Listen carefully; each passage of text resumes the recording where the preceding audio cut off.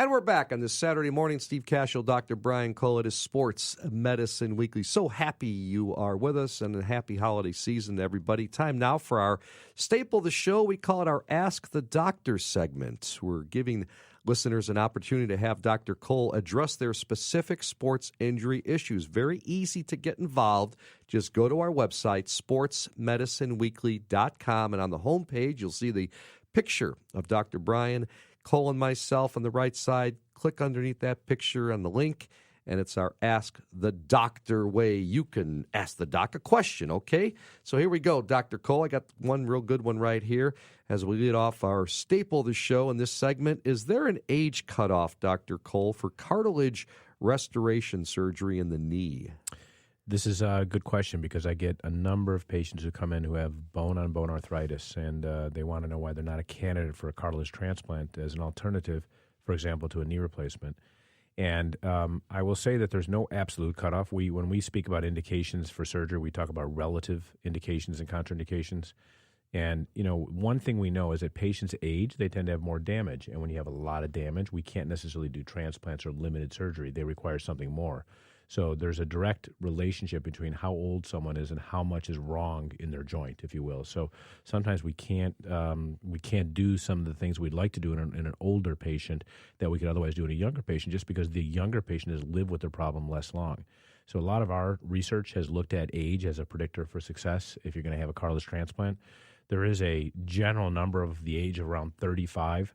I would tell you that I do occasionally see people in their 30s, mid-30s to late 30s, and I even have people in their 50s who might be a candidate for a transplant, but it gets less and less common because they just have too much disease.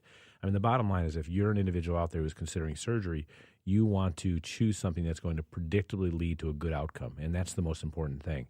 So asking the tough questions of your physicians about things like this is really critical to undergo what I call consensual decision making. It's not just the doctor telling you what to do, but ask the hard questions because surgery is a big deal. Remember when you went through your surgery, you really want to think about it and ask the right questions about what the likelihood of success is. So in the area of cartilage repair, where we try to find alternatives to a replacement, age is a relative consideration for sure. So you do get people coming in, maybe even in their 50s, 60s, 70s, and saying, Doc, am I a candidate? Would you do surgery like this, right? Yeah, not infrequently. In fact, when I first started, I had to figure my office was getting overwhelmed by people who were going to my other partners to get knee replacements. And they were being properly indicated for knee replacements, but coming in and saying, look, I just don't want one. Do you have an alternative? And basically I had to start filtering that out because patients were actually getting upset because they'd come in and they're like, I really want this. And you're almost to the point where we're discriminating. We're not discriminating. We're trying to really choose people wisely so that they get the anticipated results that they deserve to get if they're going to introduce a surgical situation. Well, it's just like the MRI. You and I have talked about this throughout the year. We've been doing the show now for 9 years, and how many people say, Doc, I need an MRI? And that's not up to them. It's up to you, right? People, I use this a lot. People just have to remember the MRI is often a diagnostic tool, and most diagnoses are made by traditional basic things that we learn in medical school, the history and the physical, maybe an X-ray. And the MRI can be additive, and there are occasions where I need it to firm up the diagnosis. The other value of the MRI is to help predict how someone will do postoperatively and how much damage they might have because we're going to do, say, surgery, for example. The MRI, for example, in sports is really interesting because we use it for surveillance, and it shows lots of things that people walk around with, so there's some reassurances if an injury happens. And it is very helpful from a prediction of how quickly it'll take to get to return to sport. So we use MRI a lot in that setting. But that's different than if you came to my office. When I do it for professional athletes, our threshold is very low to get an MRI, and it's largely just to use as a predictor based upon the findings in the MRI to say, hey, this is our best guess for planning purposes, both for the team, the roster, and the player, and how long it's going to take to get back to play. So don't request an MRI, right? Well, people do it all the time. They do it, and they're like, they don't even have X-rays. And the first thing, and they think we're often less of a doctor because we don't get the MRI right away. And I always ask them, I say, look, even if I get it, I'm not sure I'm going to change my decision making at all at this point. If we fail to thrive, I can't get you better without surgery. Then we can discuss an MRI. But there's nothing I'm anticipating that's going to change my mind to recommend fixing at this juncture. Leave it up to the doc. Yeah, sometimes it works, sometimes it doesn't. Great stuff. Let's go to our next question here in our Ask the Doctor segment. Again, it's Sports Medicine Weekly. You're listening to Steve Kashul, Dr. Brian Cole. The website is sportsmedicineweekly.com. We have people that click on that link on our website and ask the doc a question. Another one right here. This is a good one. I've never heard of this. What, Dr. Cole, is shoulder blade winging, and how is it treated? Well, I bet you if you looked at yourself in the mirror from the back, okay, and you have a right shoulder that had a problem with your biceps, right? And if you elevated your arm, both your arms, forward up to the sky, from your side all the way straight up, you would see a difference in the way your shoulder blade moves rhythmically on the back of your arm, okay, the back of your chest, I should say. And so the scapula, the shoulder blade, is sort of like the core of the upper extremity. We always talk about the core of the lower extremity, which is the glutes and the abdomen, the muscles, and so forth.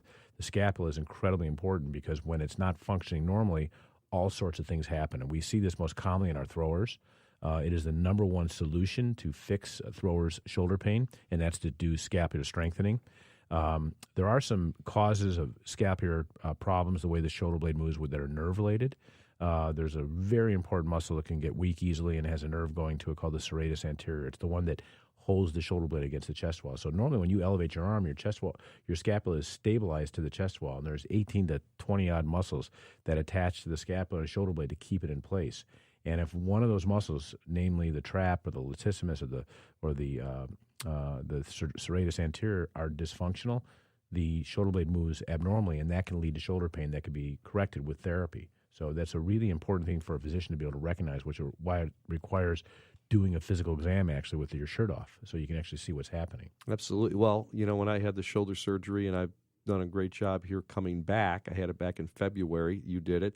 And the one weakness I have is I'm almost back to almost full strength on my bicep curls and things, but my military presses, I feel a little weakness back there. And that's the scapula? Well, it can contribute to it because you get if you don't have a stable platform. So think of it as a SEAL who's trying to balance a ball in the nose, right? Yeah. That's like the shoulder joint. Right. And when the SEAL pulls away from the ball falls to the ground, yeah. right? So the shoulder joint is more stable if there's balance across it. So if the shoulder blade, otherwise the SEAL who's balancing the ball, is out of kilter, the ball doesn't stay stable, and you don't have a platform that's stable for strength and so forth. So that's one sort of oversimplification, but an explanation as to why it's so important to have a very strong shoulder blade. So doing scapular Ys and Ws and cables and things like that are really important as part of your workout regimen to keep that strong. With the bands and different things, I know that's what the physical therapist exactly. people have discussed doing. That's great stuff. Okay, and let me do one more here before we run out of time. Dr. Cole, I am a runner, and my knee cracks when I bend it, but it doesn't hurt. Is this something I should be concerned about, and do I need to stop running? I would say absolutely not. In the absence of pain, swelling, full range of motion, and just that cracking sound, there's a name, it's called crepitus. It is usually a nothing. In fact, most people who have this, if I looked inside their knees or their shoulders, they would have a normal joint. So if people say, well, look, it's annoying, I'm going to get rid of it, there are some, you can get it to lessen, if you will, through some strengthening exercises. But I would say if it's not associated with pain or sort of major instability events or locking or swelling, I would just tell people to ignore it. And if they don't like it, do some more strengthening. That's not a bone-on-bone then? No, and that's what people always think, so I have to give them reassurance. Yeah. They're worried that if they ignore this, that they're sort of grinding away at their shoulder or their rotator cuff or their joint, and nothing could be Is further. it cartilage then? No, it's not. It's a soft tissue issue where it's like a guitar belly that resonates and that you can hear the sound. Okay. Some people say, look, I can hear my knees going when I go up and down stairs. Yeah. So, yeah, it's crack is okay. Cracking joints are okay as long as they don't hurt or cause you any disability or reductions in activity levels. All right, great stuff, Dr. Cole. Appreciate it. Wonderful, wonderful work. And, hey, have a great New Year, okay? You as well, Steve. Look forward to seeing you. Appreciate it. Many thanks to our producer. He does it all year with us, the one and only Shane Reardon. How about Tracy Taro just joining us here in the last year, our coordinating producer. Wonderful job. Also want to thank the one and only David Cole for managing our website. He also does our business operations. And then there's Samantha Smith from Midwest Orthopedics at Rush. For Dr. Brian Cole, my name is Steve Kashul. We thank you for listening to Sports Medicine Weekly here on The Score. Up next on The Score, Early Odds with Joe Ostrowski. We'll be back another edition of Sports Medicine Weekly next Saturday, 8 a.m., only on 670 The Score.